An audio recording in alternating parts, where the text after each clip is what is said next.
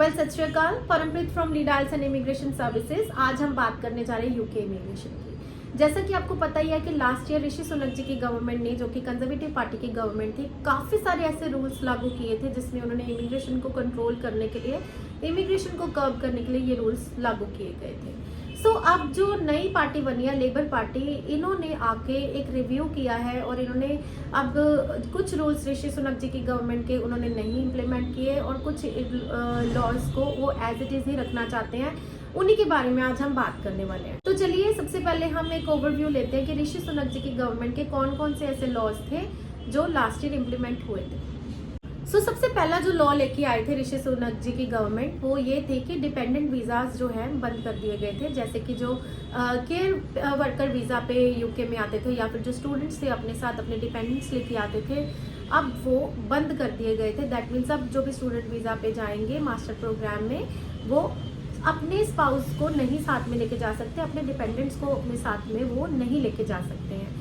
यहाँ पे ये बात देखने वाली है कि जो डिपेंडेंट वीजाज हैं वो स्पाउस वीजा से बिल्कुल डिफरेंट है।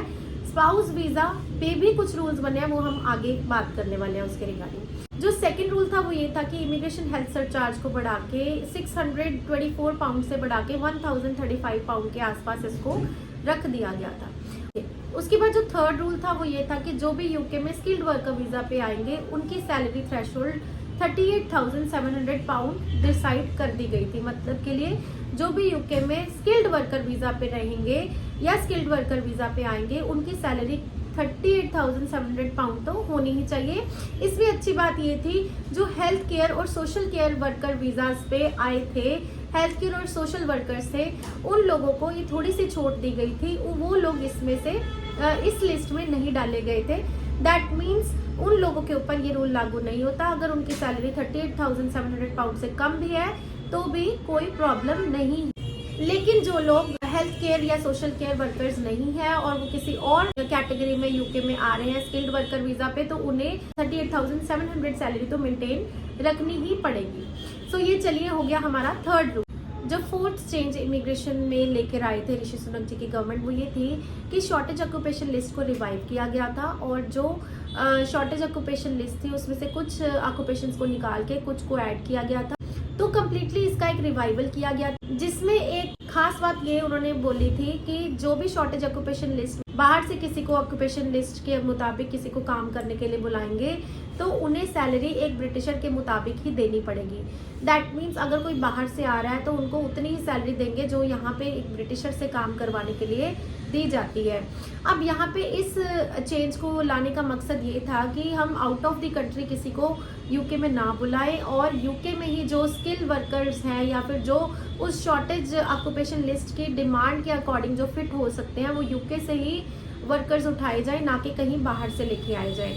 इनफैक्ट इसमें इसी रूल को लेकर कुछ और चेंजेस भी किए गए हैं कि ब्रिटेन में ही ब्रिटिशर्स को ही ऐसी स्किल्स सिखाई जा रही हैं जो कि in demand shortage occupation list में फिट हो रही हैं और उनको वो स्किल्स सिखाकर उन्हीं को वहीं से रिक्रूट किया जाएगा, ना कि फर्स्ट प्रेफरेंस किसी out of the country worker को दी जा रही है। तो अब हम बात करते हैं फिफ्थ रूल की, जो कि बहुत ही इंपॉर्टेंट है और इसी रूल को लेकर मेजर चेंजेस अब किए गए हैं। इसी रूल को लेकर लेबर पार्टी पहले भी कंजर्वेटिव पार्टी के साथ, ऋषि सुनक जी की पार्टी के साथ सहमत नहीं थी, क्योंकि जो लेबर पार्टी है वो थोड़ी सी इन लॉज को रिस्ट्रिक्ट नहीं रखना चाहती, थोड़ा इनके साथ लिबरल रहना चाहती है, फ्री रहना चाहती है। तो चलिए बात करते हैं कि फिफ्थ रूल किस चीज के रिगार्डिंग है। जो फिफ्थ चेंज यहाँ पे ऋषि सुनक जी की गवर्नमेंट लेके आई थी वो ये था कि स्पाउस वीजा की रिक्वायरमेंट को बदल दिया गया था। पहले स्पाउस वीजा की रिक्वायरमेंट में सैलरी थ्रेशोल्ड 18,600 थी, लेकिन इसको यहाँ पे चेंज करके 38,700 पे सेट किया जाने वाला था। अब यहाँ पे ये बात है कि ये एकदम से इतना ड्रास्टिक चेंज नहीं लेके आने वाले थे, इसको फेज वाइज करने वाले थे, कुछ स्टेजेस के अकॉर्डिंग करने वाले थे, जिसमें से फर्स्ट फेज ऑलरेडी इम्प्लीमेंट हो चुका है और 11 अप्रैल 2024 को इन्होंने 18,600 पाउंड को बदलकर 29,000 पाउंड पे इसका फर्स्ट फेज इम्प्लीमेंट कर दिया था। अब नेक्स्ट फेज इसका this year and, that means 2024 and में इसका जो चेंज करके अब 29,000 पाउंड की रिक्वायरमेंट को बदल के 34,000 पाउंड करने वाले थे।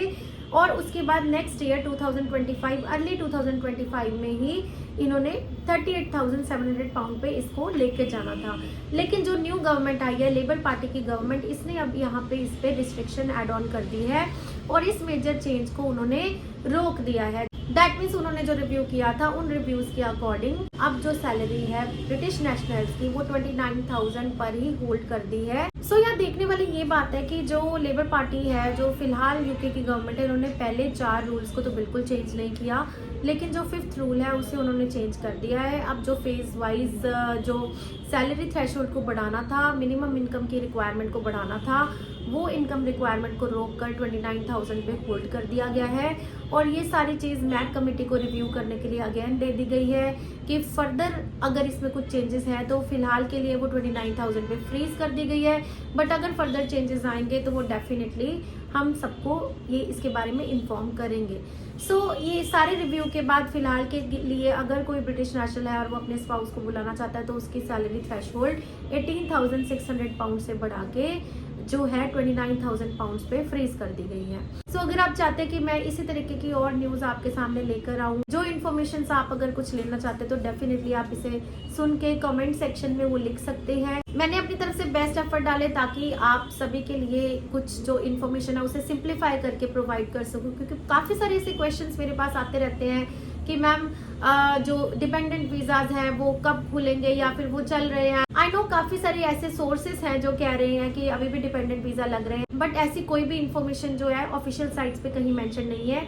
हाँ, कुछ रिसर्च बेस्ड प्रोग्राम्स के लिए, मास्टर्स के लिए ओपन है डिपेंडेंट वीजाज, लेकिन वो रिसर्च बेस्ड प्रोग्राम्स की अगर आप रिक्वायरमेंट को पूरी करते हैं तो ही डेफिनेटली आप उसमें इंक्लूड होंगे। अदरवाइज वो रिसर्च बेस्ड प्रोग्राम्स के अलावा आप किसी के साथ भी अपने स्पाउस को नहीं लेके जा सकते हैं। सो उन रिसर्च बेस्ड प्रोग्राम्स को अगर आप सर्च आउट करना चाहते हैं तो आप यूके की इमिग्रेशन वेबसाइट पे, ऑफिशियल वेबसाइट पे जाइए और उनके बारे में स्टडी करिए। मुझे नहीं लगता आप किसी भी थर्ड सोर्स की बात से, जो कि यूके वेबसाइट या यूके इमिग्रेशन जो बोलेगी, यूके एम्बेसी जो बोलेगी, वही आपको स्टडी करना चाहिए, वही आपको मानना चाहिए, ना कि किसी थर्ड सोर्स से आपको ये मान लेना चाहिए कि डिपेंडेंट वीजाज पे कोई भी यूके जा रहा है। सो इसके अलावा अगर आप मुझसे कुछ भी पूछना चाहते हैं आप कमेंट सेक्शन में मुझसे डेफिनेटली वो सवाल पूछ सकते हैं। मैं ट्राई करूंगी कि आपके लिए आपकी सारी जो क्वेरीज है उन्हें हम नेक्स्ट वीडियोस में कवर करने की कोशिश करें। आई होप ये वीडियो आपको अच्छी लगी हो। मैंने जो सिंप्लीफाइड तरीके से आपको जो इन्फॉर्मेशन देने की कोशिश की है, फैक्ट्स कवर करने की कोशिश की है, आई होप आपको वो सब ठीक लगा हो। Thank you so much, see you in the next video.